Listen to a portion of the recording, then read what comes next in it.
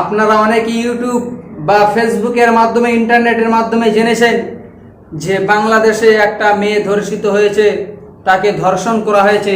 সেই মেয়েটার নাম হচ্ছে আসিয়া। 8 বছরের নিষ্পাপ শিশু, তাকে ধর্ষণ করা হয়েছে।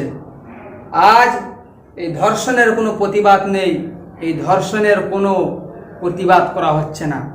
যদি আমাদের ইসলাম অনুযায়ী এই দেশ চলতো, তাহলে যে ধর্ষণ করেছে 24 ঘন্টার মধ্যে তার বিচার হয়ে যেত, 24 ঘন্টার মধ্যে তাকে শাস্তি দেওয়া হতো।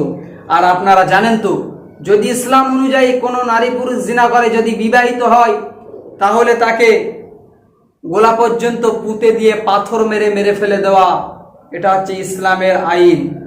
আর যদি অবিবাহিত হয়, তাহলে তাকে 80টা বেতের আঘাত করতে হবে। চাইলে যদি সে বাঁচে তাহলে বাঁচতে পারে, না হলে মরে যাবে। তাহলে যদি এই ইসলাম অনুযায়ী প্রতিটা দেশকে চালানো হতো, তাহলে আর এতটা মেয়ে ধর্ষণ, তাদেরকে ধর্ষণ করতো না। আমরা প্রায় 6 মাস আগে আমাদের ভারতবর্ষে একটা মেয়েকে ধর্ষণ করা হয়েছিল, তার নাম হচ্ছে মমিতা দেবনাথ।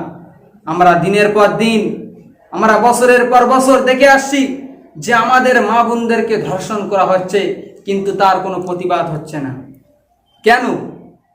আজকের যে স্বাধীন দেশ বাংলাদেশ, সেখানে এত বড় একটা জঘন্যতম কাজ হয়েছে, আর এর যদি প্রতিবাদ না হয়, তাহলে সমস্ত মুসলিম জাতি আজকের অপমানিত হয়ে যাবে।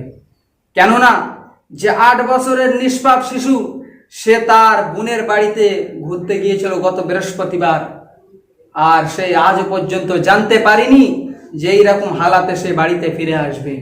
নিষ্পাপ শিশু, সেই শিশুটার সাথে কেমন আচরণ করেছে, কুকর্মটা কেমন ভাবে করেছে, আপনি যদি একটা পরিপূর্ণ মানুষ হন, তাহলে আপনার হৃদয়টা কেঁপে উঠবে। যে 8 বছরের শিশু, সেই শিশুটার লজ্জাস্থানটাকে বেল্ট মেরে বড় করে তাকে ধর্ষণ করা হয়েছে।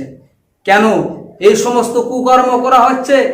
আজ স্বাধীন দেশে যদি এইরকম কাজ করা হয়, তাহলে আমাদের ভারতবর্ষটা একটা হিন্দু রাষ্ট্র, সেখানে কত ব্যভিচার অন্যায় হচ্ছে, কিন্তু কোনো প্রতিবাদ হচ্ছে না।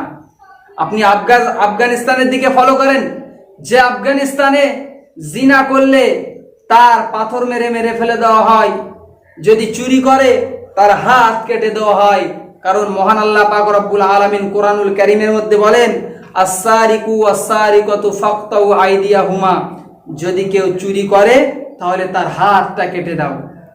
এবং আমাদের রাসূলুল্লাহ সাল্লাল্লাহু আলাইহি ওয়াসাল্লাম, বনু জখমিয়া গোত্রের একটা নারী চুরিতে ধরা পড়ে, আল্লাহ রাসূল সাল্লাল্লাহু আলাইহি সাল্লাম তার হাত কেটে দেওয়ার জন্য ফয়সালা দিয়ে দিলেন। কিন্তু সাহাবী রাদিয়াল্লাহু তাআলা আনহুম আজমাইন তানারা গিয়ে বললেন, ইয়া রাসূলুল্লাহ, এই মদিনায় যদি এই মহিলাটা অনেক বড় ঘরের মহিলা, যদি একে আপনি মেরে যদি হাত কেটে দেন, তাহলে মদিনায় অনেক ঝামেলা হয়ে যাবে।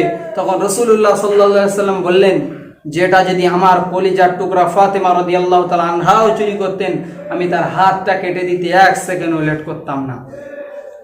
আজ তাম বিশ্ব আতঙ্ক, সারা বিশ্ব আতঙ্ক হয়ে যাচ্ছে এই সমস্ত কুকর্ম ফলে। সেই